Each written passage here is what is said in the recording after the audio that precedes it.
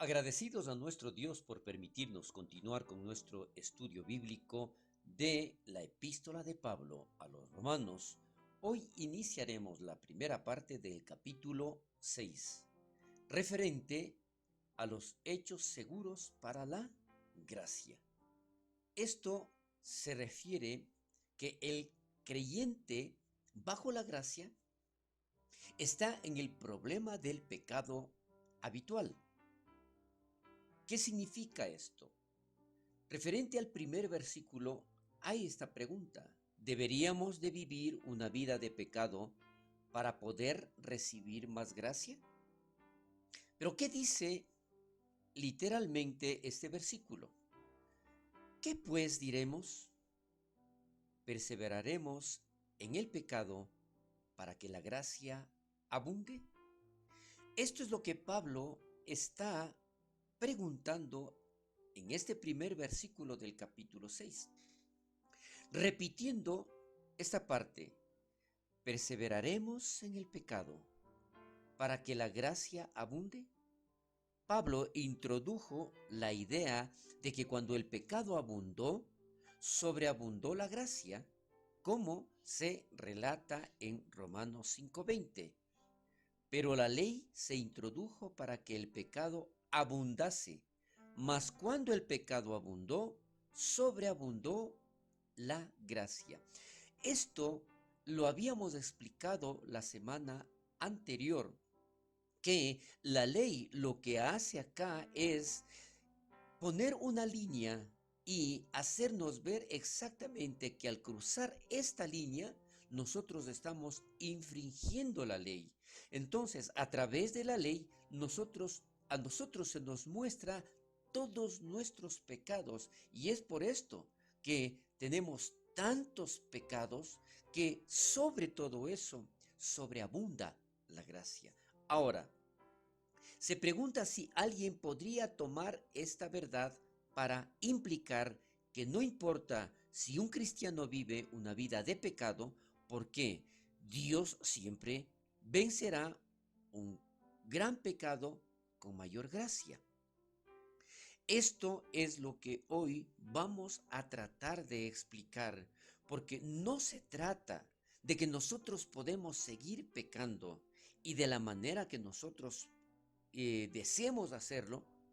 ¿Por qué? Simplemente porque siempre abunda la gracia o sobreabunda la gracia. Y este no es el concepto. Al contrario, nosotros tenemos que ver exactamente. Dice acá este otro enunciado. Después de todo, si Dios ama a los pecadores, ¿por qué preocuparse por el pecado? ¿Qué es lo que nosotros queremos mal interpretar aquí? Que definitivamente, ¿qué sentido tiene que yo me cuide del pecado? Sí sé y estoy seguro que Dios me va a perdonar. Pero aquí nosotros tenemos que darnos cuenta con relación al pasado y al presente. Si Dios da gracia a los pecadores, ¿por qué no pecar más para recibir más gracia? Entonces, esto es, como antes había mencionado, el querer mal interpretar o justificarnos por todo lo mal que estamos haciendo. Algunas personas creen que su trabajo es pecar y que el trabajo de Dios es perdonar. Por lo tanto, ¿qué debemos hacer nosotros? Hacer nuestro trabajo pecando y Dios hará su trabajo perdonando. No es así. Por favor, aquí nosotros debemos entender lo que Dios está diciendo a través de Pablo en esta carta a los romanos, que la misericordia de Dios es tan grande que también la palabra declara que su misericordia es nueva cada mañana. Pero nunca debemos olvidarnos que Dios, nuestro Dios, es un Dios de amor, pero también es un Dios de justicia. Ahora, acá tenemos algo que produce precisamente a través de esta mala interpretación, donde muchas personas quieren vivir en el pecado y justificarse que a través de vivir en el pecado lo único que está consiguiendo o buscando es la gracia de Dios. No es así. Miremos esto que nos presenta Grigori Rasputin.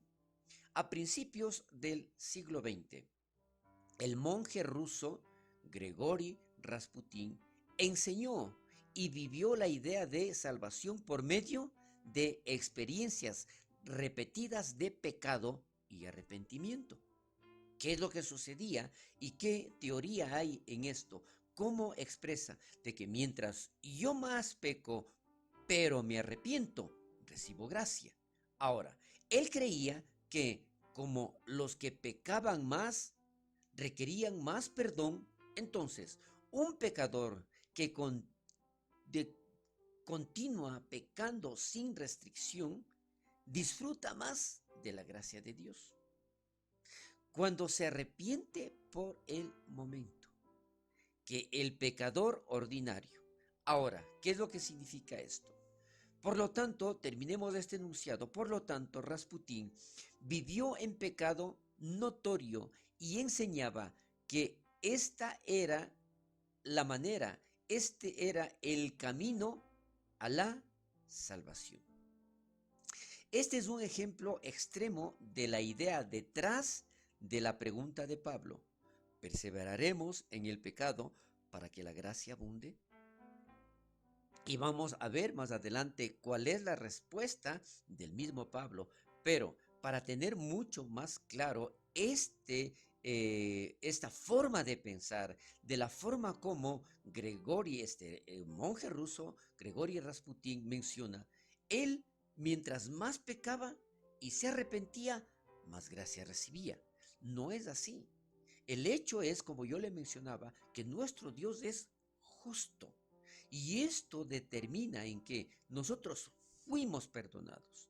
Nosotros, a pesar de la magnitud del pecado, a través de ese sacrificio cruento de nuestro Señor Jesucristo en la cruz, fueron perdonados todos nuestros pecados porque la gracia de Dios abundó. Pero después de esto, en donde nosotros reconocemos a Cristo como nuestro Salvador, nuestra naturaleza pecaminosa debe cambiar. Entonces, continuando con esto, vamos a explicar un poco más. Dice, pero en una manera menos extrema, la pregunta todavía nos enfrenta. Y decimos, ¿es el plan de la gracia seguro? ¿Por qué esta pregunta? ¿No abusarán las personas de la gracia?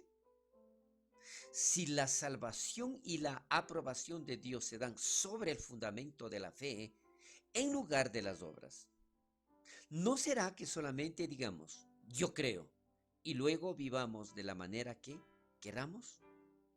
Error. Porque esto es, como inicié diciendo, la malinterpretación. Oh, el querer siempre justificarme de mis faltas, de mis errores, de mis pecados y volver a hacer porque simplemente, si yo creo, Dios me va a perdonar todo. Y no es así. Recordemos que definitivamente Dios manifiesta, porque desde un punto de vista meramente natural o secular, la gracia es peligrosa. Claro, si nosotros lo ponemos de esta manera, si nosotros pensamos que todos nuestros pecados, no importa cuántos sean ni cuántas veces sigamos pecando, Dios nos va a seguir perdonando. Aquí vamos a encontrar un poco más claro esta explicación. Es por esto que mucha gente realmente no enseña o cree en la gracia y enfatiza el vivir según la ley. Ellos creen que si le dices a la persona que Dios los salva y los acepta aparte de lo que se merecen, entonces no tendrán motivos para seguir siendo obedientes, seguirán en el pecado. En su opinión, simplemente no se puede mantener a las personas en el camino sin una amenaza de Dios sobre sus cabezas. Si creen que su posición en Jesús está arreglada por lo que hizo Jesús, entonces la motivación de una vida santa se ha ido, se ha esfumado por completo. Y esto se cree que definitivamente no importa mi estilo de vida, no importa cómo yo actúe, Dios me va a perdonar por todo. No es así. Nuevamente, teniendo esta frase, ¿perseveraremos en el pecado? El tiempo del verbo en la frase perseveraremos en el pecado está en tiempo activo presente. Pone en claro que Pablo describe la práctica del pecado habitual.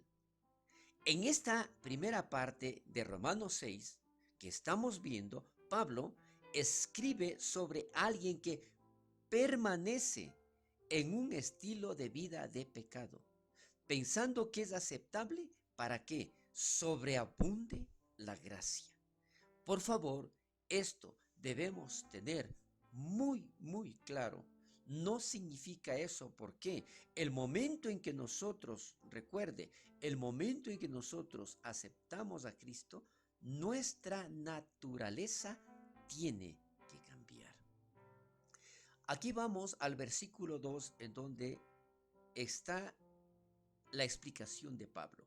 Una vida de pecado es inaceptable porque nuestra muerte al pecado cambia nuestra relación con el pecado, ¿sí? Entonces, vamos a ver qué es lo que dice aquí el versículo 2. Y la respuesta, como le manifestaba de Pablo, dice no, en ninguna manera, porque los que hemos muerto al pecado, ¿cómo viviremos aún en él? Entonces, esto es inaudito, no es aceptable. Esta frase, en ninguna manera, la utiliza Pablo con la idea de que alguien pueda perseverar en el pecado para que la gracia abunde. Es impensable. No es posible. Es por esto que la frase en ninguna manera es una frase fuerte. También pudiera ser traducida como deshazte de esa forma de pensar. Entonces, aquí nosotros ya tenemos mucho más claro. Aquí nosotros nos vamos a dar cuenta que definitivamente nosotros tenemos que cambiar. Porque los que hemos muerto al pecado, recuerde esto, por favor, porque los que hemos muerto al pecado, ¿cómo viviremos aún en él? Pablo establece un principio importante. Cuando nacemos de nuevo, cuando hemos creído en Jesús para nuestra salvación, nuestra relación con el pecado cambia permanentemente. Hemos muerto al pecado. Por lo tanto, si hemos muerto al pecado, entonces no debemos vivir aún en él. Simplemente no es adecuado vivir aún en algo a lo que hemos muerto. Definitivamente, si esto, al decir hemos muerto al pecado, significa que en mi naturaleza, en mi manera de pensar, en mi manera de comportarme, mi actuar, mi hablar y todo lo demás ha muerto, ha cambiado. Entonces yo soy, como la palabra de Dios dice, soy nueva criatura en Cristo Jesús. Entonces esto nos hace ver que definitivamente nuestra manera de pensar, nuestra manera de vivir es completamente diferente. Los que hemos muerto al pecado, menciona aquí, en este punto, Pablo tiene mucho que explicar acerca de lo que él quiere decir con muerto al pecado. Pero el punto general es claro, los cristianos han muerto al pecado y ya no deben vivir en él. Antes estábamos muertos en pecado. Esto seguiremos explicando la próxima semana. Hasta aquí llegamos con nuestro estudio bíblico.